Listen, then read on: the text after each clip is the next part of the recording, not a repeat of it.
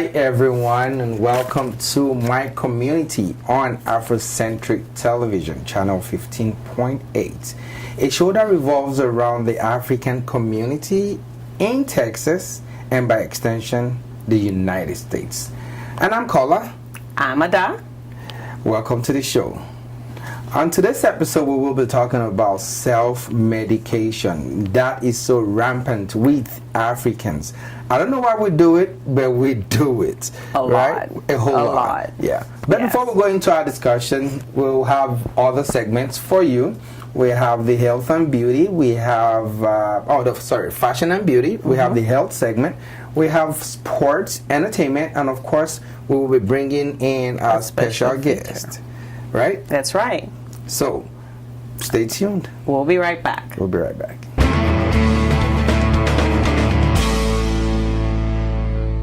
Hey guys, it's me, Fauzi Aminu, your hostess with the absolute mostest, and I am back with your entertainment here on my community.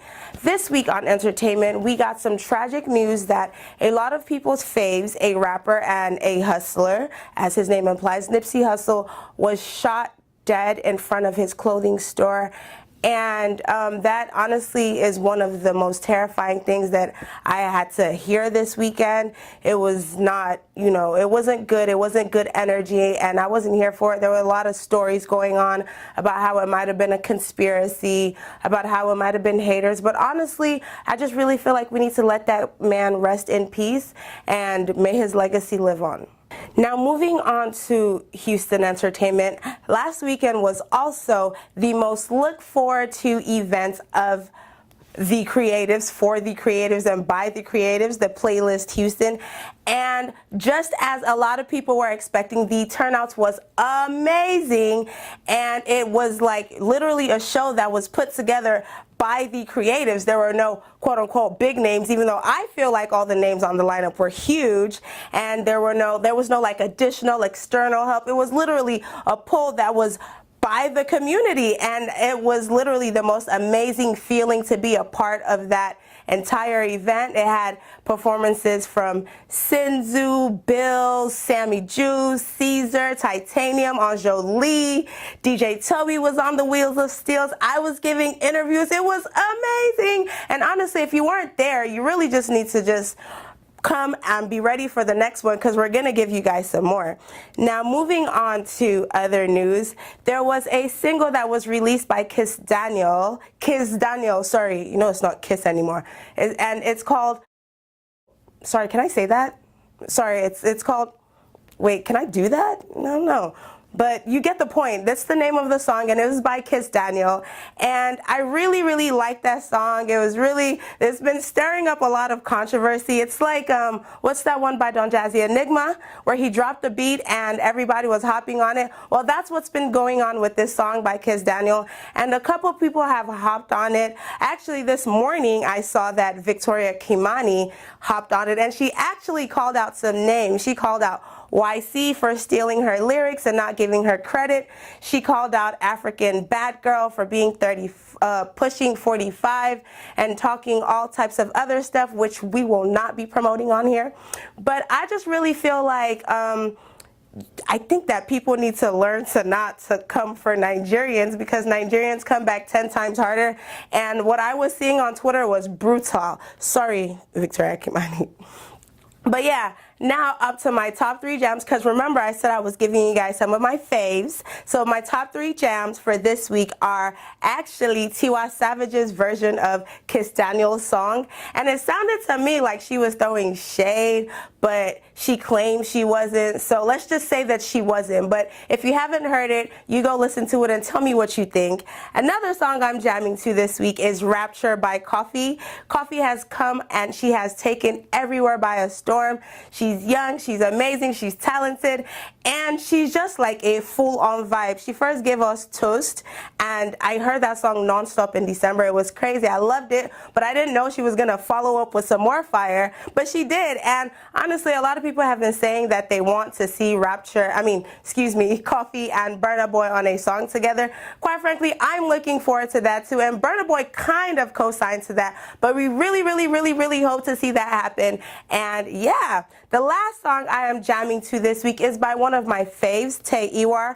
My friend actually put me onto him a couple years ago, and this song is called Monica.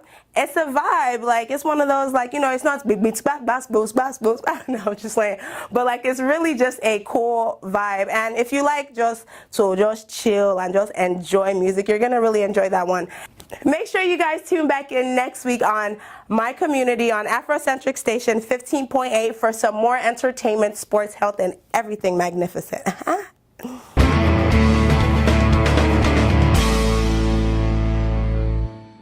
Hey sport fans, happy new month to every single one of you. I hope this April brings us the best of news, best of health, and best of every good thing that we all deserve. Welcome to Sport on My Community, the show that celebrates African and of course American greatness in Texas and by extension the entire United States of America. My name is Bayonle Arashi. I have so much for you guys today on the sports segment, and more of soccer will be on the show today than ever before. Last weekend, of course, the Premier League and other leagues across Europe returned, and there were so many great results across England, France, Spain, and of course Germany. But you know, and I know, that the English Premier League is the most glamorous league across the world and has such a huge followers across the entire world, billions of followers for that league in particular in England. Of course, Wolverhampton Wanderers did a double over Manchester United on Tuesday night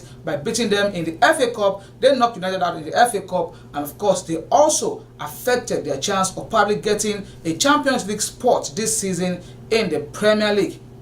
Ashley Young was sent off in the 57th minute of that particular game, and of course Wolverhampton Wanderers came from 1 goal behind to beat Manchester United by 2-1 that night. And that particular team, Wolverhampton Wanderers, I've been mentioning them on this segment. If you've observed in the past few weeks, I think this season will probably be their best season after their feat in the 1979-1980 season in the Premier League, of course. On Tuesday night, they came back from 1 goal down. McTominay scored a brilliant goal for Manchester United, of course, but Wolverhampton came back and scored one, and then the second one to beat Manchester United. But the unfortunate news in the entire week will be the confirmed relegation of Fulham Football Club and Huddersfield Football Club. Huddersfield were confirmed relegated over the weekend, last weekend, but Fulham confirmation came in Tuesday night after suffering a heavy defeat by Watford. Of course, Watford defeated them 4-1 on Tuesday night, making it a relegation season, so to say, for Fulham Football Club. So Fulham and Huddersfield have been confirmed relegated from the English Premier League, and they will be playing Championship football next season. Of course, hopefully Brighton, Southampton, Burnley and Cardiff, either of them will be joining Huddersfield and Fulham in the Championship come next season. Brighton played Chelsea on Wednesday, of course, and Cardiff City played Manchester City on the same Wednesday night. And you also remember that Liverpool defeated Tottenham Hotspur on Sunday by 2-1. Tottenham really had a chance to beat Liverpool in that game, but of course Liverpool had that extra effort, extra strength in the final minute of that game to defeat Tottenham Hotspur. And of course Liverpool keep chasing Manchester City for that Premier League, so much desired Premier League trophy by Liverpool fans, and of course most of their fans across the world. And Liverpool fans, I don't know whether it's only just my thought, but I think most of their fans are elderly people that have been following that club since the 60s, 70s and 80s. I'm moving from here now to talk about Real Madrid. Real Madrid president Florentino Perez came out on Wednesday morning saying that the Bernabeu Stadium will become the most beautiful and the best stadium in the world after the 4-year refurbishment plan is completed. That stadium will have a retractable roof. That's one of the things they're going to have that's going to make it very attractive. And of course they will have a 360-degree video scoreboard in the Santiago Bernabeu. The 81,000 capacity that the stadium currently has will still remain, of course, but that stadium will have new look, and of course will have so many new things for them. Remember, their legendary coach Zinedine Zidane returned sometime in March, and since that time they've not lost any game. Hopefully we'll see what Santiago Bernabeu will be turned to, and Real Madrid have been playing at this same stadium since, guess what, 1947. They've been playing at that same stadium, and of course they've been having so many new look for it every year. And then now we move on to the same La Liga. We stay in Spain. Of course, we're still going to Italy later on the show, but we still stay in Spain. There were games in the La Liga midweek as well, last weekend, and of course this midweek, because you know the previous over the weekend last time there were international soccer games that were played by most of the countries. Some played the European qualifiers. We should have bring you some results on that one, but you know the time I have on this show is really very short, so let us just stick with the domestic football at this time. In La Liga on Tuesday night, probably the best league match of that season, of course, was played on Tuesday night, and it was between FC Barcelona and Villarreal Football Club. The game ended 4 goals apiece to Villarreal and Barcelona, but Barcelona started the rampage that night, courtesy 2 early goals from Felipe Contijo and Malcolm, scoring 2 goals first. But of course, our own Nigeria, Chukwueze, came and scored a very good goal for Villarreal, and then Ekambi scored, and then Iborra scored, and then the legendary Colombia striker Carlos Bacca scored, making it 4-2 for Villarreal. But guess what? And guess who came on in the 90th minute? One and only Lionel Messi scored a 6th free kick in 6 games for FC Barcelona to make it 4-3 in the 90th minute. And of course, in the injury time of that game, 94th minute to be precise, Suarez came up and scored a very good left foot finish to make it 4 goals apiece for FC Barcelona and Villarreal. Very interesting game, but more importantly, I'm even more excited for our own Samuel Chukwueze, and of course with his feet for Villarreal Football Club. I think he's going to be a very brilliant addition to the Nigeria Super Eagles. Super Eagles have not had such a natural left footer in that squad for a very long time, since the retirement of Emmanuel Amunike, and I think he looks just something like the great coach now who qualified Tanzania for their first Nations Cup since 1980, and of course Tanzania will play in the Nations Cup later this June in the Africa Cup of Nations. Finally on the show today, this one is really a very sad one. It makes me really sad, but I'm going to talk about it anyway. 19-year-old. This guy was born February 28, year 2000. He's just a 19-year-old young man of Ivorian descent, but of course he was born in Italy. And of course, guess who his mentor was? Our own Obafemi Martins. Who am I talking about? Juventus striker Moise Kean was subject to a very disgraceful and of course very disgraceful racial abuse on Tuesday night away at Cagliari in the Serie A. The young striker scored the second goal for his team to give them a 2-0 win against Cagliari in the Serie A team. And of course, as young as he was, he went to in front of the Cagliari fans, spread his arms, celebrating his goal, happy for his goal, and he was subject to a disgraceful, very disgraceful, I say without missing any word, racial abuse by these same Cagliari fans. Cagliari fans have been doing this from time to time. They did it to Samuel Eto'o-Fields. They did it to a couple of other African players. Blaise Matuidi suffered the same racial abuse from these same Cagliari fans, and I guess the Italian FA will maybe, hopefully, do something about it this time around. But the unfortunate part of this entire episode was a comment by one of the leaders of that team, Leonardo Bonucci. He reacted Wednesday morning by saying Moise Kean should have known better. He shouldn't have celebrated in front of the fans. And of course, the coach, Massimiliano Allegri, also came out with his own unfortunate incident, also saying, though there were no reason for the Cagliari fans to racially abuse him, but also the player should have done better. I think you guys should be ashamed of yourself, both Allegri and Bonucci. You should be ashamed of yourself for actually saying that kind of comment against your own player. But it is what it is. We live in a world where you just have to do what you got to do. But From here on this show and across the entire world, there is no excuse for racism in the beautiful game that we all love. This is about all I have for you on the show today, and I have to go right now. My name is Bayon Lear. I shall see you guys again next week, God willing. Keep enjoying the show and keep doing sports. Bye bye now.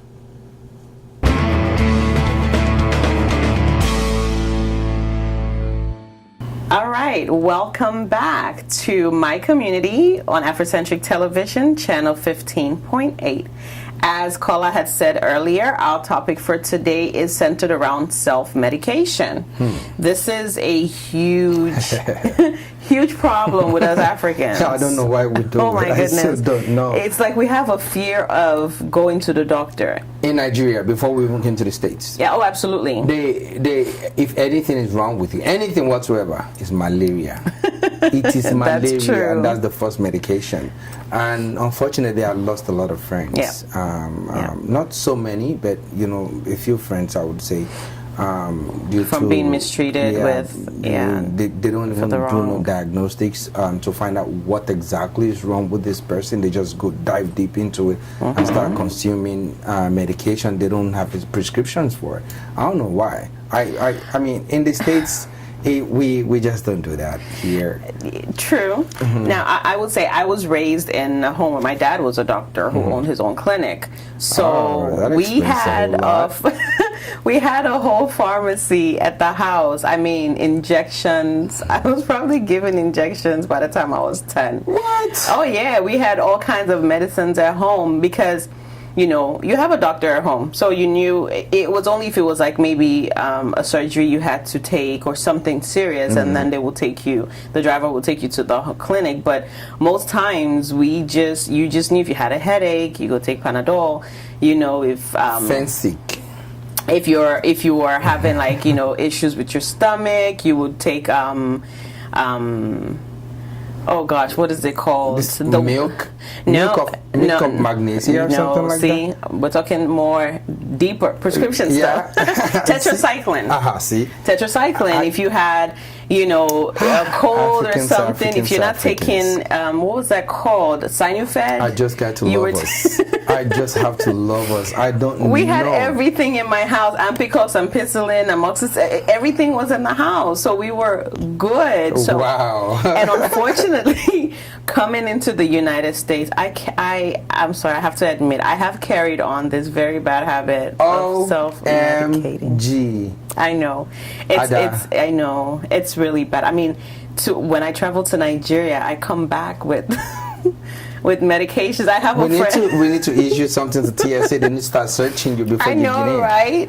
Yeah, because I have a friend who is a pharmacist, and I was asking him. I said, "Hey, he's traveling to Nigeria." I said, "Hey, could you get me some Capragard?" And he goes, "Who even diagnosed you with this, and who's prescribing this for you?" I'm like, "Yeah, self-diagnosis. It's been working for years." So, because I suffer from hereditary migraines really bad, and that's the only thing that works for me. And I'm not going to give you guys don't do this. If you go into a dark room, just sleep it out. No, when you have, I don't know if you experienced the migraine. I do every once in a while. When you have the type of migraines I have, you can't breathe in is a problem. Oh wow. Yes. Breathing, if you were whispering next to me, it's like in my head. Enough, Ada, to go to the doctor. Well, I have been to the doctor, and that's how I know it's hereditary. I was diagnosed with it, yes. I mean, we always knew. My grandfather suffers from my mom, my sister. We all do in the family. Yes, and so I got diagnosed with migraine years and years ago, and I was on medication for a long time that I didn't like. So, talking with my mom, and she said, "We'll try this out," because my mom also has a nursing degree in addition to a law degree. So she said, "We'll try this out. This works for me," and I did, and it worked for me. And so for the past maybe 5-6 years, but there are medications or prescriptions, I would say, for antibiotics, right? Or there are antibiotics that are prescribed, right? Of course, you can get them over the counter here, but you can get them over the counter in Nigeria. Right. The chemist, we call them. You just have to know what their name is. So, but the problem is they are all antibiotics, but I know for a fact they work for different things. Absolutely. We don't know that in Africa as such. I've seen people take Ampiclox just because they felt like they wanted to clean their blood system. What? Aha. No. You see? But you know, you're right. You are right about that. And then tetracycline for, I don't know what that's for, but I think it's an antibiotic also. Amoxicillin. Okay. Amoxicillin. So I wouldn't know. I'm not that professional. You are still in that medical field, and that's something I still struggle with. Like, how can you tell what is for what? Well, the truth, I mean, people are different. You know, I grew up in a medical home where I read my dad's medical books. I would sit down and read his books, all his medical books.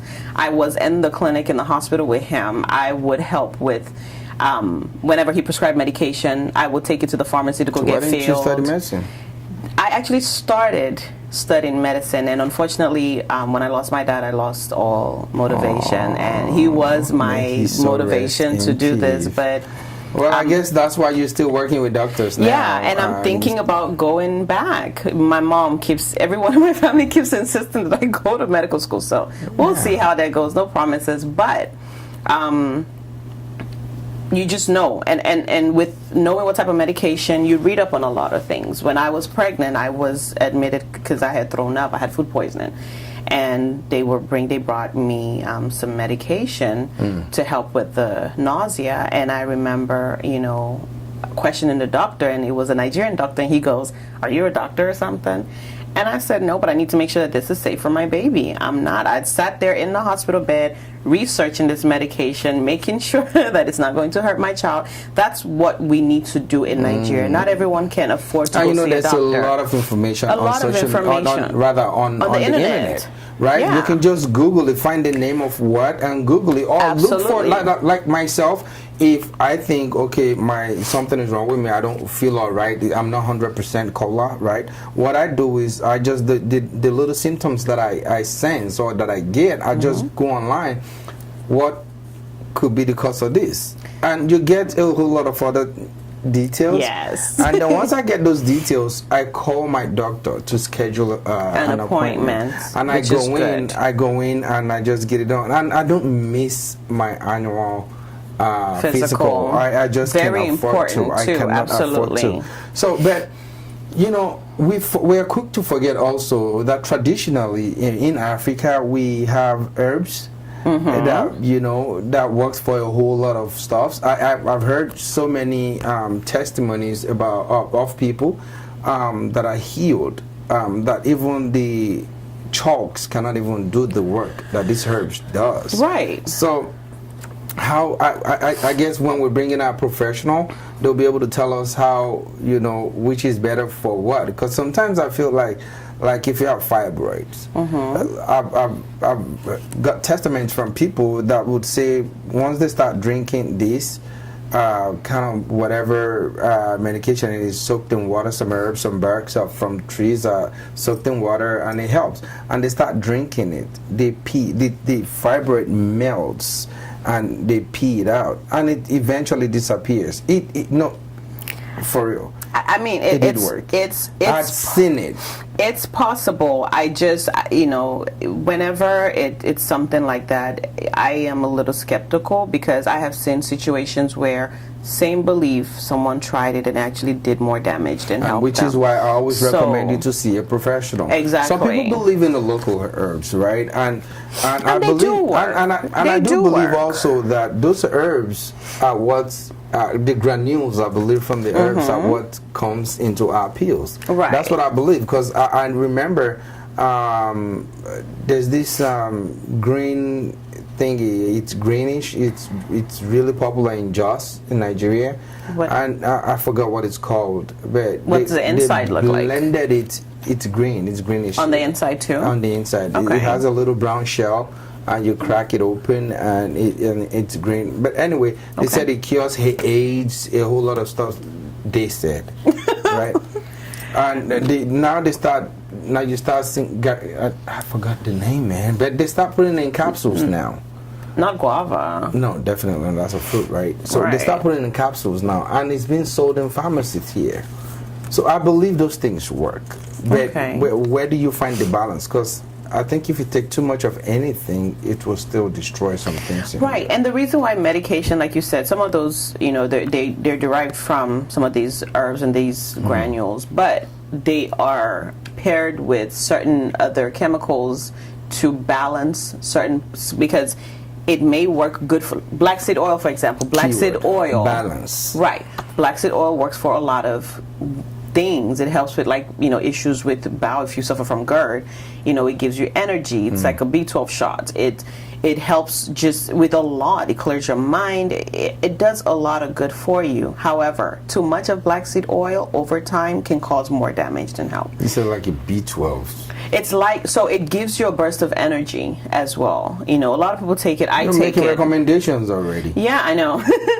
I take black seed oil, every day. A teaspoon. I don't. Some people do like 2 teaspoons or 2 tablespoons. I just take a teaspoon a day because I don't need that much energy. As you can see, I'm already so loud. So, just especially when I'm feeling down and out, or I have 6 a.m. appointments, and I have to be up at 4, and I'm like, I just went to bed at 1:30. So you take it the night before? No, I take it when I wake up in the morning. Right after I brush my teeth. By the time I'm walking out the door, I am wide awake. Please, don't take advice from her. Oh no! With this one, she does her own self-medication. Guys, trust me on this one. With this one, with black seed oil, I actually brought it up to one of my internists, and she, yes, it's natural, and she looked it up and she said, you know what, I'm going to start taking it. So if a doctor says they can take it, you can take it too. Trust me. Trust her. No, she did. So but I do believe a whole lot of these things work, right? I know for a fact they work. And there are doctors who would prefer you go the natural way before they have to go into medicine. Especially for women's health. There is a lot that you can do naturally. Like you said, with fibroids, the majority of the problem is our lifestyle, eating, exercising, things like that. If you get that under control, then the medical part of things is not as, unless you have a really bad situation, it's not as intense. Give for instance, people with high blood pressure, right? They worry too much. That's one of the things. So, you can take no matter what you take as medication. But if you still continue getting worried, I don't see it going away. Some of it can come from like you can get hypertension from if you have diabetes, which again is the way you eat, your lifestyle. A lot of our issues are lifestyle. Sugar, all of those things. We've interviewed doctors here, and those are part of their advice. Key advices. They kept telling us you have to take care of your body. You don't have to run, you don't have to jog. Just even walk. A brisk walk, yes. 20, 30 minutes a day. You're good. Yeah. And that's why I'm wearing my Fitbit. That keeps me in check. I do a minimum of 10,000 steps a day. So, and that's really? I try. Well, I can't walk in these 5-inch hills for 10 steps a day, but I average out about 6,500 steps a day. Plus, I spend the majority of my time sitting down talking anyways. Wow. So I guess that has to do with work. So, but anyway, I guess when we bring our experts in, she's going to be able to educate us and tell us more about and differentiate also which is better, either the natural way or go the scientific way, if I would say that. Right. So, but anyway, it was a good talk. So let's hope we get more from her and learn some more. Yep. And when we get our specialist down here, we would be, hopefully she would be able to tell us more about the definition of self-medication, what not to do and what to do, which I don't advise anybody to self-medicate. Please go to your doctor. Please talk to a professional. If you have one in your family, I've got a lot of them, medical professionals in my family. It's a phone call away. But even still, they'll tell you, go to your PCP. This is probably what it is, but you do want to go get the diagnostics, like you said, to rule out everything else. So we're going to take a break right now. When we come back, Kola is going to sit with Susan OSUDE. She is a specialist in this field. She's a pharmacist with a lot of years of experience, and she'll be able to tell us more about medication, self-medicating, and the pros and cons of doing so. And hopefully no one self-medicates anymore by the time we're done with this. I hope so, especially we Africans. I just hope we can, listen to the professionals. If you need, I know our forefathers, so there's the ancestors, they have the way they do it, but don't forget they eat organic food and they do a lot of walking. Times have changed. But here we just do GMOs and all those things. So you still need to get up and exercise your body. Right. So I guess when we come back, I'll be sitting with Susan OSUDE, and then we'll learn some more. All right. Before then, stay tuned. See you back very soon. Very soon. All right.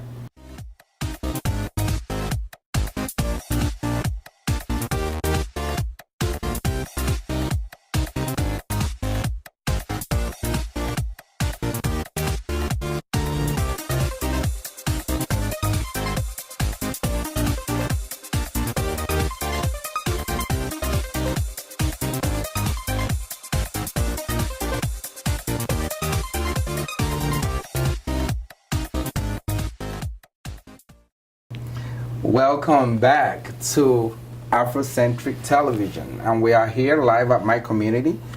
As I said before with Ada, that we will be bringing in a professional to educate us and talk about, of course, self-medication as regards Africans. I don't know why we do it, like I said earlier, because I know for sure we do it a whole lot. If you have a migraine, you just want to do something. But before I go in deep with that, I would love to introduce our guest on the show. Her name is Susan Adetokunbo OSUDE. She's been a retail pharmacist for a while now. About 6 years. About 6 years? Yes, sir. Yeah. And I've known her in Houston here for a while. A long time, before I got to school. Don't say it. They'll think I'm old. Yeah. No, they'll think we're old, but it's okay. We're still in our prime. I know, right? So, how are you today? I'm doing good. It's Thank good you to for have you on our asking. show. Thank you for having coming. me. So, what would you say self-medication or self-medicating is? So the actual definition of self-medication is when a patient takes it upon themselves to either self-diagnose and self-treat without any consultation from a physician. And that could be anything. Now, it's kind of a common situation that happens with self-care. There are your pros and cons with self-care. Self-care, you can still do like your multivitamins and things like that. Multivitamins, herbal teas, changing your diet, certain things like that. The part where it becomes detrimental is when you're putting it in place of your conventional drugs. Like, let's say your doctor prescribes you medication for your diabetes, but instead you want to go the herbalistic route and your blood sugar is not controlled still. That can lead to a risk of mortality or even morbidity at that point, which means you can die from a stroke, have a stroke, or any other situations, lose a limb. It becomes serious. Wait. Slow down. I'm slowing it. So you're saying if the key ailment here is diabetes, assumption, right? Right. You're diagnosed for having diabetes, and then your doctor prescribed a certain medication. Correct. Right? But you decided you want to go to the herbal route. Correct. Not knowing that your blood sugar may not be able to contain it, or what. Your blood sugar might be not controlled. It'll be elevated, which can cause certain health risks, heart risks, vascular risks, where you can end up losing fingers, limbs, things to that extent. And we're just using an example with diabetes. Because diabetes, is common amongst Africans also, because most of our foods are like very starchy, food and high carbs and all of that, exactly. right? And now, and I heard you mention stroke. Yes. I know a lot of African Americans or Africans suffer from stroke, you know, where they have paralysis on the part of their body and stuff like that. Correct. So these are common things that could lead to it. Right, and it's usually due to our diet, sadly. Some people don't take the time to eat more vegetables, more greens, more fruits. But, you know, if we compare now to years ago, where we have organic food. Right. Organic foods are very, very expensive now. So most people have to, you know, bounce back on GMOs and stuff like that. True, So, and those are the barriers that we're facing right now. Lack of money, cost of drugs, cost of food. Maybe there's a lack of transportation to even get to the doctor, to even be diagnosed in the first place. So there are these barriers that we all need to address and help each other out with. There is nothing wrong with growing your own fruits and vegetables in your own backyard. Now we're starting to see a lot of our parents and even some of ourselves take that route of, you know, local farming just within their small backyard. There are plenty of YouTube videos for people to watch on how they can even get started on their own gardens, you know, to produce their own food, so that way they're not, you know, going to the grocery store to buy tomatoes or broccoli or things like that. So a few days ago, I remember my children and I would just, you know, I asked them to cut me some oranges. So opening up these oranges, there weren't no seeds in it, right? True. So my take was, okay, this is genetically modified. You're correct. There's no seed. How can a fruit that comes out of a seed have no seed? And how do you plant this one? So it's re-engineered. Well, you can go to Lowe's or Home Depot and they have a pack of seeds for 75 cents. That's where you start. If you can plant that, right? If you have 3 quarters in your pocket, you can make it happen. I like that. So, coming back on self-medication, yes, sir. What are the, or which ones are prevalent in the African community? African community. So, from my research, I went to the Pan-African Medical Journal.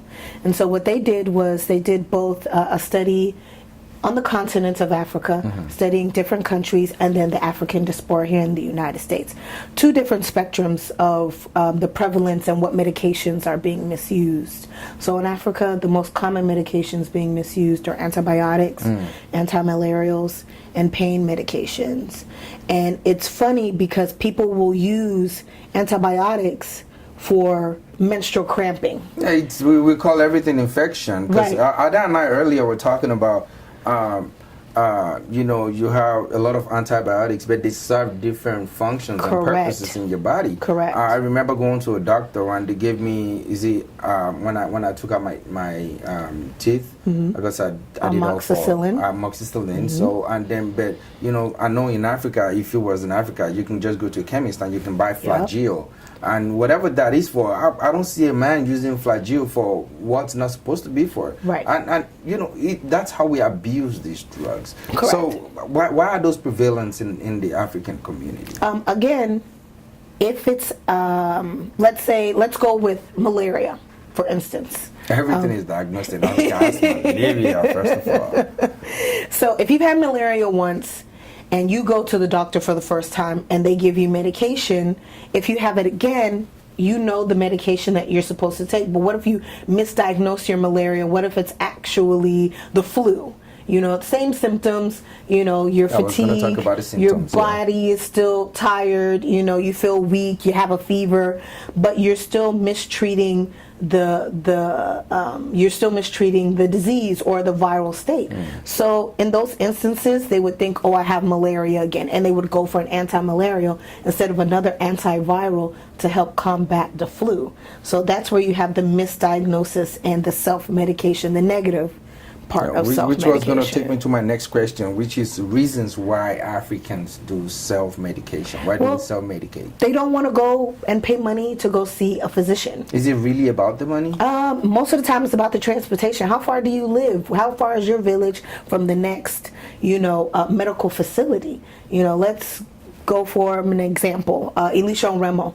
I want to say it's probably about a 20 or 30-minute drive from Shagamu, which has one of the largest. And by the way, guys, she's talking about Elisha Remo and Shagamu. That's in Ogun State, Nigeria. You know, it's a 20-minute drive. What if you don't have transportation? You know, maybe there are no local doctors in the area, or maybe there are no chemists in the area where you live, and you have to drive to a major city, so to speak, or a major town in order to seek medical attention. You know, so some people don't want to go through that hassle of either having to pay a taxi or find a family member to take them. And we kind of just sleep it off, like, oh, it's going to get better. Or people go to church and pray it off. Oh, you know like what I mean? Get religious about everything. Exactly. But some, you know, not saying that God can't heal, but some instances he gave mankind the wisdom to create medication and healthcare. Use it. So what are the adverse outcome or effects of self-medicating? When it comes to antibiotics, you have resistance, and antibiotic resistance. So in those instances, you would need a stronger and stronger and stronger antibiotic to kill the bacteria. Let's say individuals here in the diaspora, here in the United States, what they do is they substitute herbal remedies or vitamins to treat high blood pressure, high cholesterol, or even diabetes. And what that could lead to is stroke, heart attack, or loss of limbs or anything to that extent. So we don't want it to escalate to that particular level. You know, it is best to seek medical attention. It is best to adhere to the conventional medications and to take your doctor's advice or your pharmacist's advice. And if you are noticing that the medication costs too much, you're having trouble with transportation, there are things within the city, especially here in the United States, that will shuttle you back and forth to where your doctors are. So you just have to. Free? Those services can be free, and some of them you do have to pay, but for the most part, find a local church, you know, or your local mosque. Let them know what's going on in your life. People will help you to get to your doctor's appointments when needed. And if something is too expensive, speak up. Tell your doctor. They don't know the prices. They come in and they say, oh, my doctor said it's $4. No, it's not. No, it's not. So, talking about medication now, we're coming from the chalk, from the gels, from all of those things. Now I want to bring us back home the traditional way. We grew up, not our generation, of course, but generations before us, maybe some of our generation, using herbs to cure a whole lot. And they do work. True. So what would you say about that? Professionally, I'm on the fence with those, because there are some that are clinically proven to work and others that are not, and people still believe in them that they do work. My advice is still to seek medical attention, especially when it's severe enough. If you have fever, body ache, anything that's extensive that could, you know, mutate into something a whole lot worse, I would suggest seeking medical attention. But you have to give me an example of what you would use herbs for, because again, our generation doesn't use them. We usually go to the doctor when something's wrong. Bitter. Exactly. Oh yeah, bitter leaf, delicious. Yeah. So, I mean, so now we have people trying to import. This is by importation. I mean, you go to Nigeria and we ask you, oh, can you help me with some herbs that can do this, that can do that, that can cleanse? Most of the things we consume in the United States are sugary, and also a lot of carbs, of course, that adds to that. And, coupled with the way we Africans, you know, take our diet, we do a lot of, you know, starchy foods and all that, and this all translates back to having too much or excess sugar in your system. And so we call what we call the agbojedi. It's like for a bile, right? Because that's basically the outcome of having diarrhea and things like that.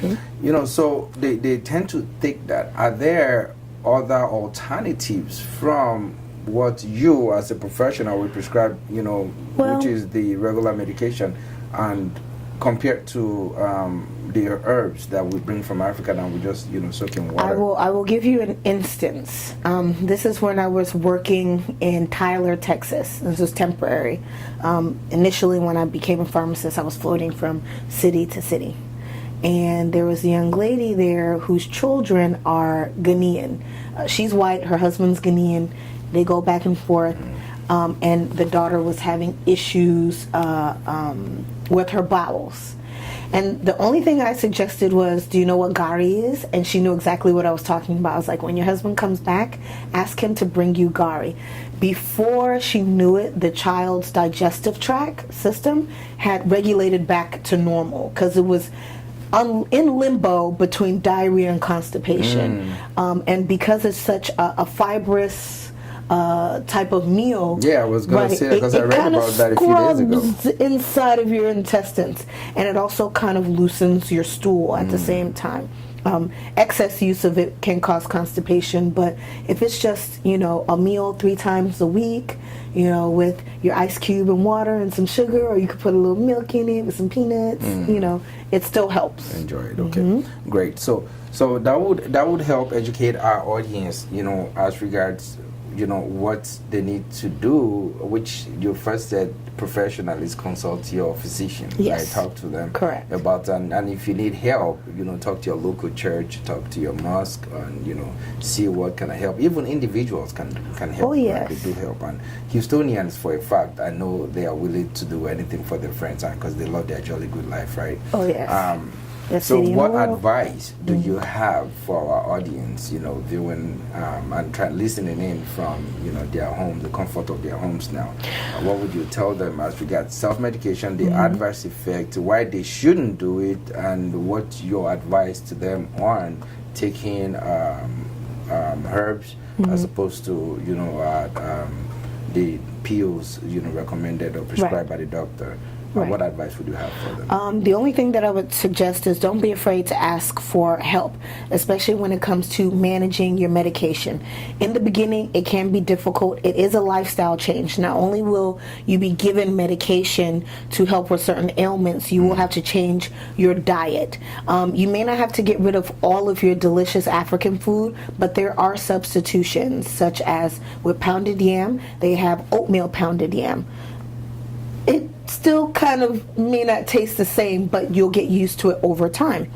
And let your doctor know everything. Don't hold anything back. Don't be afraid to be judged. They're not there to judge you. They're just there to give you information, and just be receptive to that information. You can respectfully disagree. And when it comes to herbs and over-the-counter medication that you're taking, also let your doctor and your pharmacist know this is what I'm taking to avoid any type of drug interactions whatsoever that could be detrimental down the line. Did I cover everything? You did. So, but before they do anything, before they start taking medication over the counter and all of that, just talk to your doctor. And the beautiful thing is, even you as a pharmacist, I'm sure you have walk-ins, consultants. Oh, yes. I see that. No question, and I hate it when patients say this, I have a dumb question. There's no such thing as a dumb question. Honestly, people come and they ask questions and they feel as if they're being judged, when honestly, okay, you have a problem, I'm a problem solver. So let me help you. I shouldn't be the one to judge you anyway. Right, exactly. All right, you tell me you have this issue, let's find something to combat it. Here's a cream to help with this certain, rash or food allergy that you had. You notice your eye is swelling, you don't know why. Hey, you need to go to an eye doctor. If they ask you what's going on, here's a list of medication that they may prescribe you. Here are the side effects. We're supposed to give you information, not judge you. So feel free to always ask us questions. So even if they can't approve or they can't afford to go to see a doctor, they can also walk into their neighborhood pharmacy, right, and just consult with the pharmacist. Oh yes. Well, thank you so much, Susan. I appreciate you honoring our invite to educate. This is fun. Our audience. I know it is, right? That's what we do here at Afrocentric Television. We try to educate our African people in diaspora. And I love what you guys are doing for the thank community. you, thank I appreciate you. it. We appreciate you. Thank you. Thank you so much. And thank you for what you're doing, because it's not easy. I learned you have to go through BSc first, then you go to pharmacy school and all that. That was a lot of fun. It was? It was, Not with the for right many. people, Not though. for many. Yeah. Not for many. But I'm glad you're able to scale it, and now you're professional and doing what you enjoy to do. Thank God. Thank you so much. You're very welcome. So you heard it all from our professional, Suzanne Adetokunbo OSUDE. It will be a pleasure to bring you back on soon. Most definitely. And by God's grace, we will see you soon. Take care.